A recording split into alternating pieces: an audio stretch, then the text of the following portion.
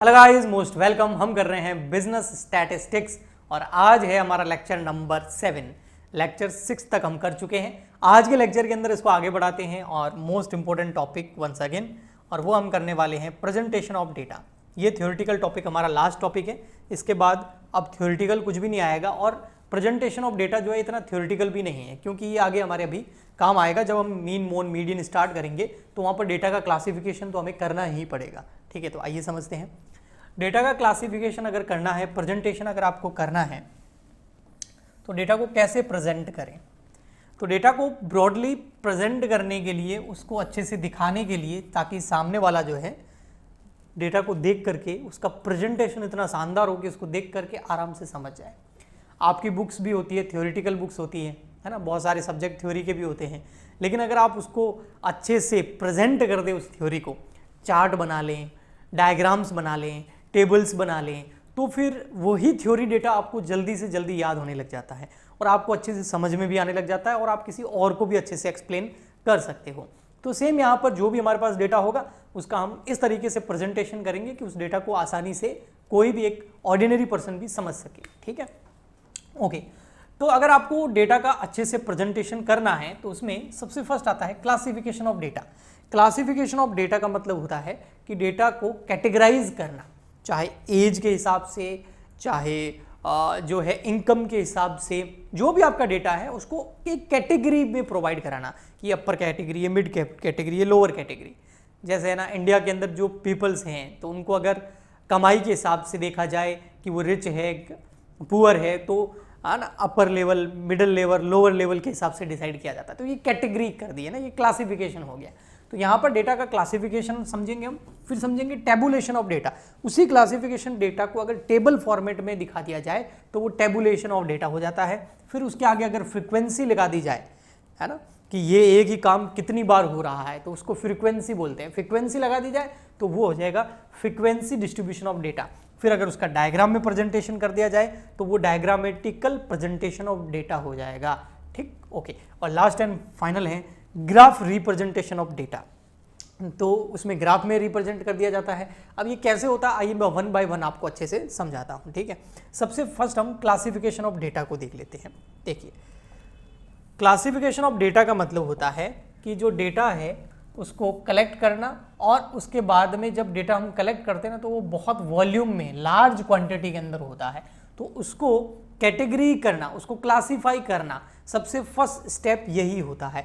और कैटेगरी करने के बहुत सारे तरीके हो सकते हैं। उसके कुछ एग्जांपल्स यहाँ पर दे रखे हैं, जैसे कि जेंडर के बेसिस पे, लेवल ऑफ क्वालिफिकेशन के बेसिस पे, रीजन के बेसिस पे, लीगल और नॉन लीगल क्वालिफिकेशन के बेसिस पर, प्रोफेशनल क्वालिफिकेशंस, अदर्स, मतलब कोई भी बेस हो सकता है जिसके बेसिस पे आप कैटेगरी में डिवाइड करेंगे, उसकी क्लास डिसाइड कर देंगे, उसका क्लासिफिकेशन कर देंगे। हिंदी में वर्गीकरण बोलते हैं उसको। बट मोटा मोटी जो क्लासिफिकेशन करते हैं उसके कुछ ये टाइप्स हो सकते हैं जो मैं आपको बता रहा हूँ। ये है बेस ऑफ क्लासिफिकेशन। भाई डेटा का आप क्लासिफिकेशन करोगे तो उसका बेस क्या रहेगा, तो base of classification mainly 4 points के अंदर होता है। तो अभी हम डेटा का क्लासिफिकेशन पढ़ रहे हैं और क्लासिफिकेशन में जो बेस है वो 4 तरीके का है। ठीक है, हाँ जी। तो उसमें फर्स्ट आता है जियोग्राफिकल। जियोग्राफिकल का मतलब होता है प्लेस, एरिया या रीजन के हिसाब से, है ना, कि जैसे फॉर एग्जाम्पल इंडिया के अंदर जो है सबसे ज़्यादा पॉपुलेशन कौन से स्टेट में है,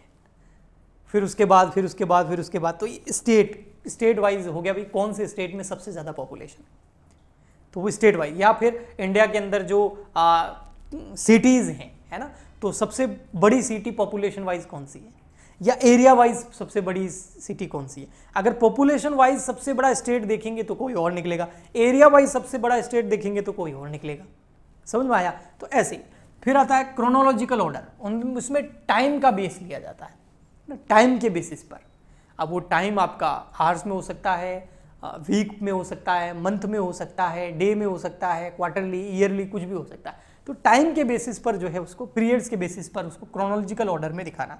फिर है क्वालिटेटिव। क्वालिटेटिव का मतलब होता है कुछ कैरेक्टरिस्टिक्स के बेसिस पर दिखाना, एट्रीब्यूट्स के बेसिस पर दिखाना, कि जो पॉपुलेशन है ना, उस पॉपुलेशन के अंदर जो मैन कितने हैं, वुमेन कितनी, यानी मेल और फीमेल कितने, फिर उस मेल के अंदर जो एकदम ब्लाइंड लोग कितने हैं, है ना।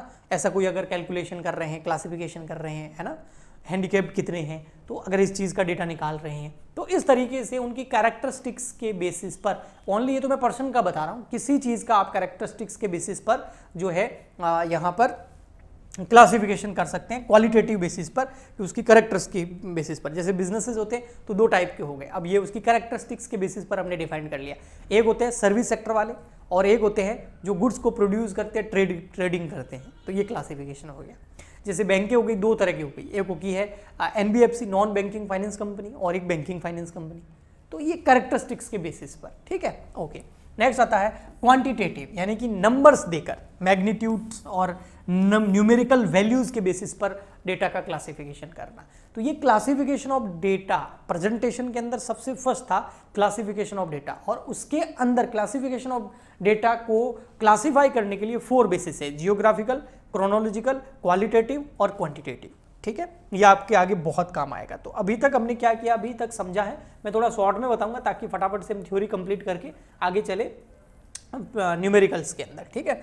तो अभी हमने ये देखा है प्रेजेंटेशन ऑफ डेटा जो है, हाँ, उसमें क्लासिफिकेशन देखा हमने, जियोग्राफिकल बेसिस पर, है ना, क्वालिटेटिव, क्वांटिटेटिव, ठीक है। अब हम देख रहे हैं tabulation of data. Tabulation of data में क्या होता है, जो डेटा होता है उसको टेबल फॉर्मेट में दिखाया जाता है, इस तरीके से कुछ, जैसे ये टेबल कर ली, है ना, यहाँ पर कर दिया एज, है ना, और यहाँ पर कर दिया भाई स्टूडेंट फॉर एग्जाम्पल के लिए, ठीक है। आप 5 ईयर एज के कितने स्टूडेंट हैं, 6 ईयर एज के कितने स्टूडेंट हैं आपकी क्लास में, तो इस तरीके से एक टेबल फॉर्मेट के अंदर उसको बता दिया। तो ये हो गया आपका टेबुलेशन, टेबल बना दी जाती है इसके अंदर, ठीक, ओके। नेक्स्ट आता है आपका फिर frequency distribution of data. Frequency distribution of data कुछ भी नहीं है, टेबल को ही आगे बढ़ाता है। भाई आपने टेबल तो बना दी, यहाँ आपने एक अच्छी सी टेबल बना दी किसी डेटा का एनालिसिस करने के लिए, ठीक है। अब उसके आगे एक फ्रीक्वेंसी भी डिसाइड कर ली जाती है, फ्रीक्वेंसी एफ। अब ये फ्रीक्वेंसी कैसे डिसाइड की जाती है, हम आके बहुत सारे क्वेश्चन करेंगे, और स्टैटिस्टिक्स के अंदर जो शुरुआत के चैप्टर होते हैं उसमें क्लासिफिकेशन जब हम डेटा का करते हैं तब वहाँ पर फ्रीक्वेंसी बहुत ज़्यादा काम आती है, ठीक है। तो यहाँ पर जैसे एक क्लास डिसाइड कर ली, है ना, अब यहाँ पर क्लास डिसाइड कर लिया आपने, और फिर यहाँ पर जो है कुछ कैलकुलेशन होती है और फिर फ्रीक्वेंसी डिसाइड की जाती है। फॉर एग्जांपल के लिए आप 10 to एक सेकेंड, इसको मैं थोड़ा सा आपको अच्छे से बता देता हूँ, 1 सेकेंड। जैसे कि ये टेबल है, ठीक है, जैसे यहाँ हमने डिसाइड कर दी एज ले लेते हैं, ठीक है, एज भाई 5 ईयर, 6 ईयर, 7 ईयर, 8 ईयर, ठीक है, 9 ईयर, 10 ईयर। अब यहाँ पर फ्रीक्वेंसी का मतलब होता है इस एज के कितने स्टूडेंट्स हमारे स्कूल्स के अंदर, क्लास के अंदर हैं। तो 5 उम्र के कितने बच्चे हैं कि सर 5 उम्र के हैं 4 बच्चे, तो ये 4, तो ये 4 क्या हो गया, ये फ्रीक्वेंसी। 6 ईयर की एज के कितने स्टूडेंट है कि सर 3 स्टूडेंट है, तो ये फ्रीक्वेंसी हो गई। 7 ईयर की एज के कितने स्टूडेंट है कि सर 5 है, तो ये 1 2 3 4, उसके बाद में ये 5, तो यहाँ 5 हो गए। तो इस तरीके से जो है फ्रीक्वेंसी डिसाइड की जाती है। आगे हम इसको डिटेल में और पढ़ेंगे, ठीक है। नेक्स्ट आता है फिर आपका डायग्रामेटिक प्रेजेंटेशन ऑफ डेटा। अब सीधा पता चल रहा है इसमें डायग्राम बनाना होगा। अब डायग्राम किस हिसाब से बनाना होगा, भाई डायग्राम कैसे भी बन सकता है, लाइन डायग्राम बन सकता है, ये लाइन डायग्राम हो गया ऐसे, ठीक है, या फिर आप बना सकते हैं वो कुछ इस तरीके से सर्किल, और सर्किल के अंदर बता दिया भाई यहाँ पर जो है इंडिया के अंदर ये ऐसे कर दिया कि इतने % पीपल ये हैं, इतने % पीपल ये हैं, और फिर ऐसे, है ना। ऐसे आपने स्टैटिक्स बहुत सारी देखी होगी, है ना, जब हम शेयर मार्केट के बारे में काम करते हैं या किसी प्लेयर की, है ना, इंटरनेशनल क्रिकेट प्लेयर या कोई भी प्लेयर हो उसका ऐसे स्टैटिक्स दिखाया जाता है ना, डायग्राम में प्रेजेंटेशन दिखाया जाता है कि भाई उसने क्या क्या कर रखा है, कितना % क्या है। तो ये बहुत ज़्यादा यूज में आता है डायग्राम। फिर आता है graphic representation of data. Graphic का मतलब हो गया भाई ग्राफ में प्रेजेंट किया जाता है। आप समझते हैं, आपको स्कूल्स के अंदर ग्राफ तो देते ही हैं, फिर उस ग्राफ के अंदर इस तरीके से प्रेजेंटेशन कर लेना, या फिर डेटा का प्रेजेंटेशन करना कुछ इस तरीके से। देखो कुछ ग्राफ इस तरीके से भी होते हैं, ये ऐसे, है ना, इकोनॉमिक्स के अंदर हम देखते थे, है ना, डिमांड और सप्लाई, ठीक है, फिर इक्विलिब्रियम आता था, तो वो ग्राफ में हम उसको क्या करते थे, प्रेजेंटेशन करते थे। तो ये प्रेजेंटेशन होगा डेटा का। अब डेटा का प्रेजेंटेशन में मैंने बता दिया, क्लासिफिकेशन कर सकते हैं आप, टेबुलेशन फॉर्मेट में दिखा सकते हैं, और टेबुलेशन में फिर फ्रीक्वेंसी भी दिखा सकते हैं, साथ में डायग्राम बना के दिखा सकते हैं, कोई सर्कल बना के दिखा सकते हैं, है ना, या कोई भी किसी भी टाइप का आप डायग्राम बना सकते हैं जिससे सामने वाले को वो डेटा पढ़ने में आसानी हो। और ग्राफ यानी कि ग्राफ के ऊपर भी आप उसको दिखा सकते हैं डेटा को। ओके, तो आज से हमारा ये थ्योरेटिकल पार्ट मैं कंप्लीट कर रहा हूँ, ये लास्ट लेक्चर था, ज़्यादा मैं खींचना नहीं चाहता इसको। अब हम सीधा न्यूमेरिकल्स पे आएंगे और नेक्स्ट लेक्चर जो आएगा उसमें हम कुछ न्यूमेरिकल सीखेंगे और कुछ नया स्टार्ट करेंगे। आई होप आपको यहाँ तक समझ में आया होगा। मिलते हैं नेक्स्ट लेक्चर में। Please like share and subscribe जरूर करें। आज के लिए इतना ही, तब तक के लिए गुड बाय।